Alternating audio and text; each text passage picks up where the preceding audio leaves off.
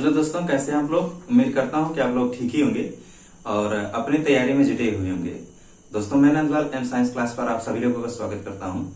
दोस्तों, पिछले वीडियो में हमने एलसीएम और एचसीएफ के कॉन्सेप्ट पे बात की थी।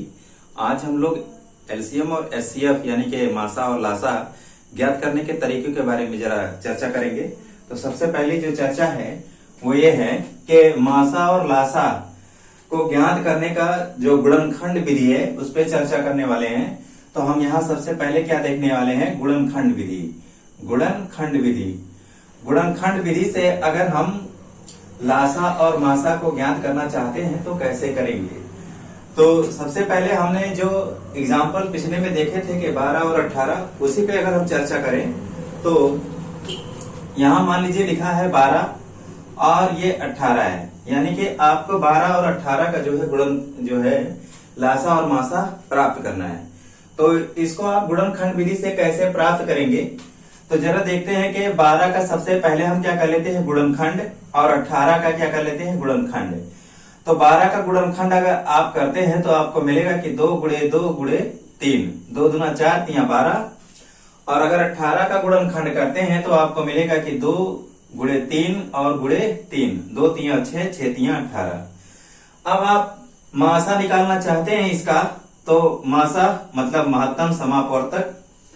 तो आपको बचपन से ही सिखाया गया है कि इस तरह की संख्याओं का मासा कैसे निकाला जाएगा, और इस विधि से तो आपको बताया गया है कि जो संख्याएं यहाँ कॉमन होंगी, उभयनिष्ठ होंगी, उनके गुणनखंड यहाँ ले लिए जाएंगे और उनको गुणा कराकर मासा प्राप्त कर लिया जाएगा। तो ये तो बड़ा आसान है। यहाँ जरा देख रहे हैं कि 2 यहाँ भी है, 2 यहाँ भी है, तो 2 यहाँ लिख लिया। और अगला 2 यहाँ तो है लेकिन इसमें नहीं है तो इसको नहीं लेंगे। यहाँ 3 है तो 1 3, इन दोनों में से कोई भी एक 3 ले लेते हैं तो आ गया कितना, 2 3 6, यानी कि मासा कितना आ गया, 6। आपने पहले क्वेश्चन में भी देखा है कि 12 और 18 का मासा कितना आना है, 6 ही आना है। लेकिन जब हम बात करते हैं लासा की, लासा कितना होगा, तो ये बात थोड़ी सी ऑड हो जाती है कि लासा इसका कैसे निकालें। तो याद रखें, आपको अगर लासा निकालना है तो इसके लिए आपको करना क्या है कि आप ये जो गुणनखंड है इनको घात में बना लें। तो यहां जरा देख रहे हैं कि 2 को 2 बार गुणा किया गया है, इसका मतलब 2 की घात कितनी हो गई, 2। और गुणे में 3 क्या है, एक ही बार है, इसको रख दिया वैसे ही।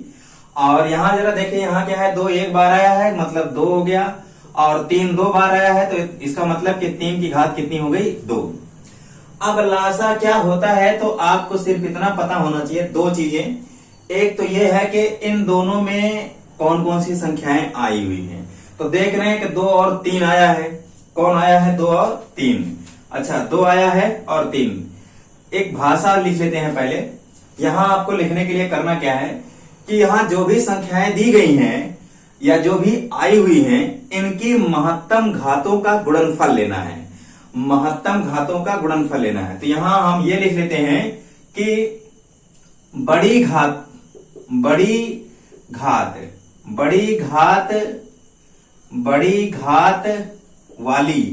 बड़ी घात वाली संख्याओं का गुणनफल, या आप याद रखेंगे तो गलती नहीं होगी। अब इसको कैसे करेंगे, तो सबसे पहले जरा देखें कि यहाँ कौन कौन लोग आए हैं। तो यहाँ 2 आया है, 3 आया है, इसके अलावा कोई नहीं आया है। तो सबसे पहले आपने लिख लिया यहाँ 2, और किसको लिख लिया, 3। लेकिन याद रहे कि क्या करना है, यहाँ जरा देखें तो 2 यहां से ले या यहां से ले। तो 2 जो है यहाँ इसकी घात कितनी है, कम है, कितनी है, 1 है, और यहाँ 2 की घात कितनी है, 2 है। तो भैया आपको लेना क्या है कि 2 की महत्तम घात यानी बड़ी घात लेनी है। तो यहाँ आप क्या ले लेंगे कि 2 की घात 2 ले लेंगे, महत्तम घात ये ले लिया। और अगला क्या है, 3 लेना है। तो ये वाला 3 ले या ये वाला 3 ले। तो आप याद रखें कि 3 वही 3 लेना है जिस पर बड़ी घात होगी, जिस पर बड़ी घात होगी। तो कितना हो जाएगा इसका, 2 की घात, यहाँ 3 की घात कितनी हो जाएगी, 2।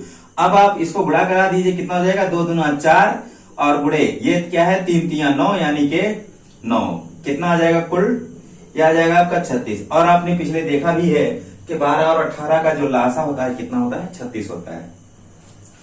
इस तरह से आप किसी भी संख्याओं का लासा निकाल सकते हैं। एक और जरा एक क्वेश्चन कर लेते हैं। यहाँ मान लेते हैं कि अगर आपसे कह दिया जाए कि भाई 72 और 28, 72 और 28 का आपको निकालना है लासा और मासा। तो सबसे पहले आप क्या करेंगे, 72 का गुणनखंड कर देंगे तो देखेंगे कितना आएगा कि 2 गुणा 2 गुणा 2, 2 दूना 4, 4 दूना 8, 8 9 72, यानी कि 3 गुणे 3 हो जाएगा। और 28 में क्या है, तो 2 गुणा 2, 2 दूना 4 और 4 गुणे 27। अब आपको मासा निकालना है, तो मासा निकालने के लिए बड़ा ही सीधी सी बात है, 1 2 यहां 1 2 यहां, 2 हो गया, और 1 2 यहां है 1 2 यहां है, तो इसका मतलब 2 हो गया। और गुणे कितना करना है, क्या कोई और कॉमन हो रहा है, नहीं, तो इसका मतलब यही आपका क्या हो गया, मासा। लेकिन लासा निकालने के लिए आपको क्या करना है, जरा ध्यान देंगे। लासा निकालने के लिए आपको करना यह है कि यहां देख रहे हैं 2 की कितनी घात बन रही है, 3, यहां 3 की कितनी घात बन रही है, 2, और यहां क्या है, इसको मैं लिख देता हूं 2 की घात 2 गुणे 7, और ये क्या है कि 2 की घात 3 गुणे में 3 की घात कितनी हो रही है, 2।